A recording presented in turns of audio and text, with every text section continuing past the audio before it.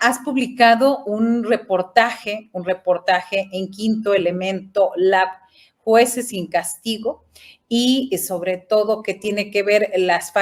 con las fallas de un sistema negligente. Cuéntanos un poco más para los seguidores de Julio Astillero. Sí, mira, esta investigación se publica pues justamente en este contexto de debate de la reforma judicial, pero inició realmente hace muchísimo tiempo por una inquietud de saber quiénes juzgan a los encargados de impartir justicia en este país. A partir de ahí me di a la tarea, junto con Quinto Elemento, de explorar cómo se conforma el sistema disciplinario del Poder Judicial. Y con base en estos primeros conocimientos hicimos una serie de solicitudes de información para llegarnos de estadísticas, de expedientes tanto disciplinarios como expedientes penales. Recurrimos a varias vías para poder llegar a esta información, recursos de revisión ante el INAI, y lo que encontramos y nosotros catalogamos como un sistema negligente tiene que ver con que en 24 años, que es la radiografía que nosotros presentamos con datos inéditos,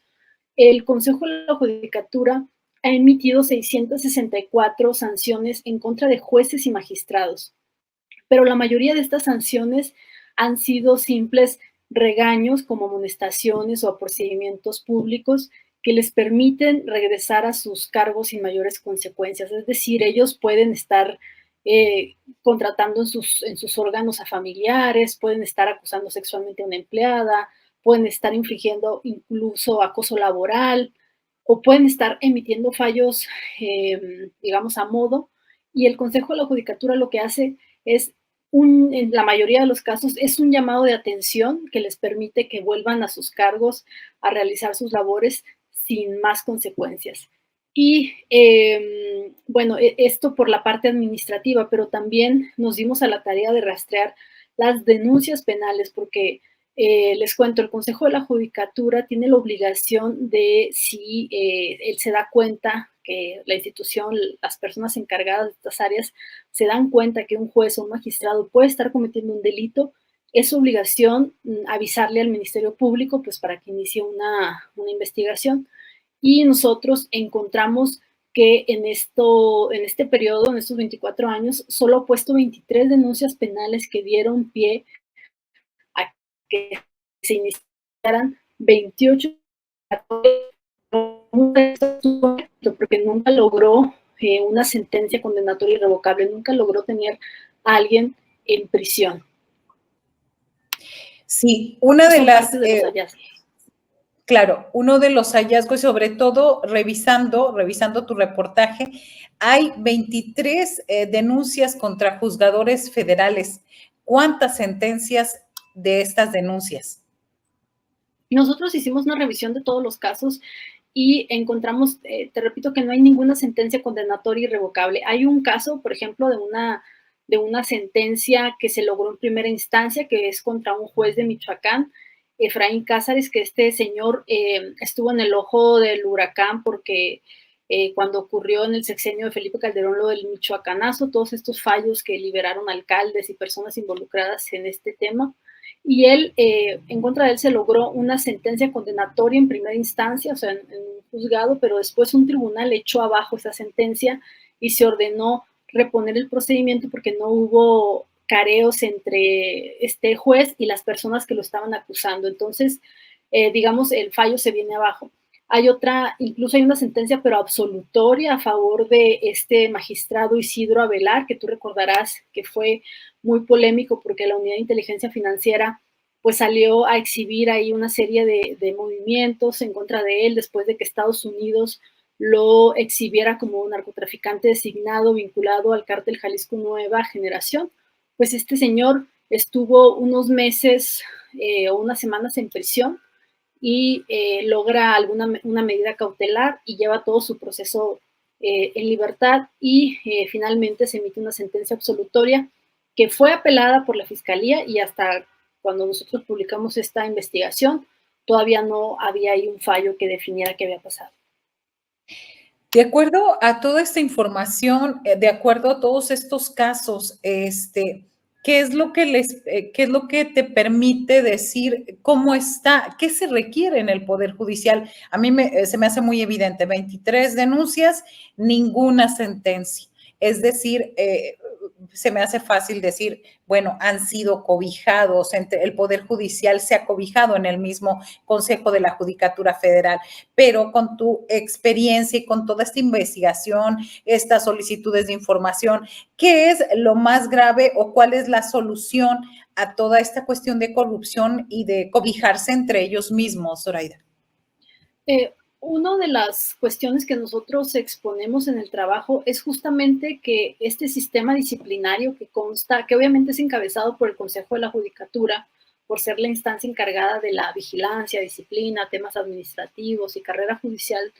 pero que el Consejo de la Judicatura cuenta con distintas instancias precisamente para poder vigilar a sus jueces y magistrados, pero estas instancias parece que pues no hacen adecuadamente su trabajo o lo hacen tardíamente, o sea, lo hacen cuando estalla algún escándalo en los medios de comunicación. Recordarás, por ejemplo, todos estos casos que hubo en su momento de jueces y magistrados que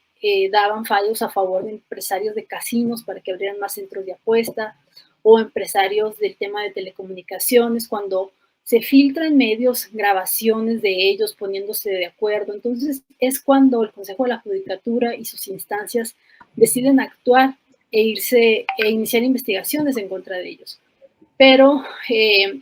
digamos que las atribuciones para haber iniciado las investigaciones antes, pues ya existían. O sea, por ejemplo, el Consejo de la Judicatura cuenta con una Contraloría que debe revisar la evolución patrimonial de los jueces,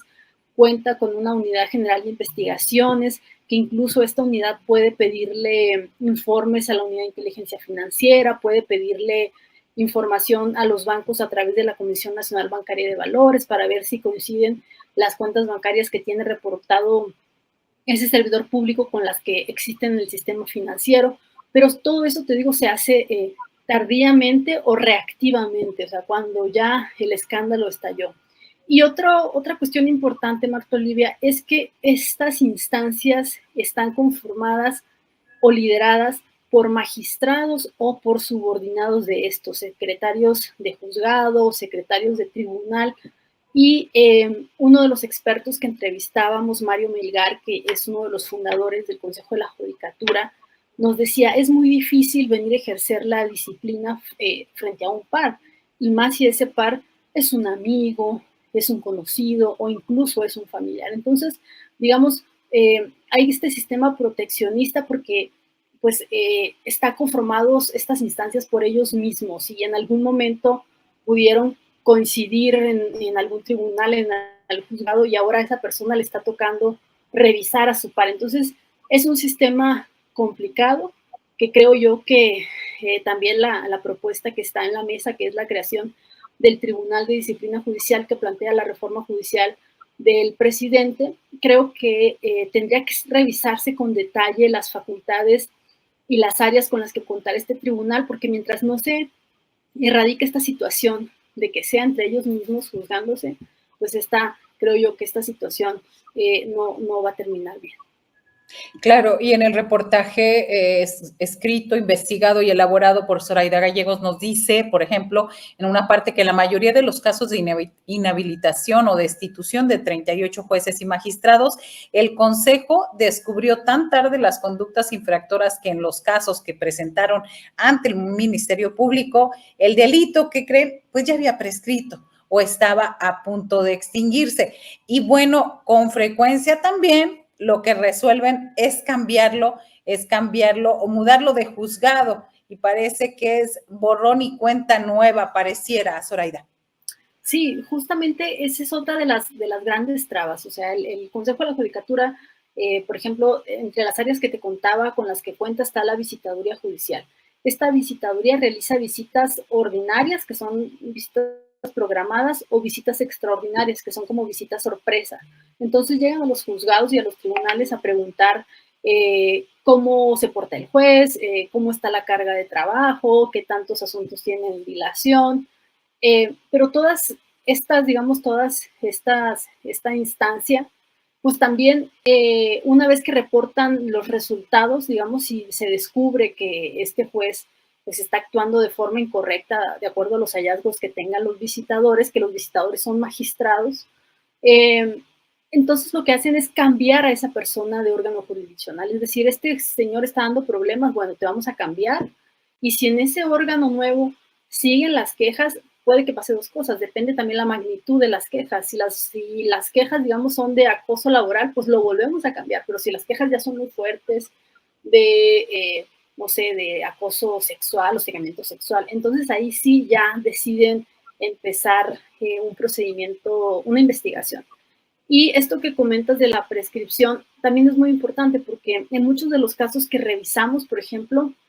se detectaron anomalías en cuentas bancarias, en bienes que declararon, y eran anomalías ya muy antiguas, de más de 10 años, que al momento de que son analizadas, pues ha prescrito la facultad que tiene el Consejo para pronunciarse sobre estas y terminan sancionándolos por una parte de las conductas, digamos, infractoras más recientes. ¿Y qué pasa con esto? Que una vez que se resuelve el tema administrativo, la investigación en materia administrativa, pues van a lo penal y a lo penal regularmente llegan tarde. Y una vez que los casos llegan a la fiscalía por la vía penal, después de una denuncia penal, otra cosa muy común que pasa es que los pocos casos, porque también hay que decirlo que la fiscalía tiene un poco de culpa, los pocos casos que se llegan a judicializar, primero están rebotando entre juzgados renuentes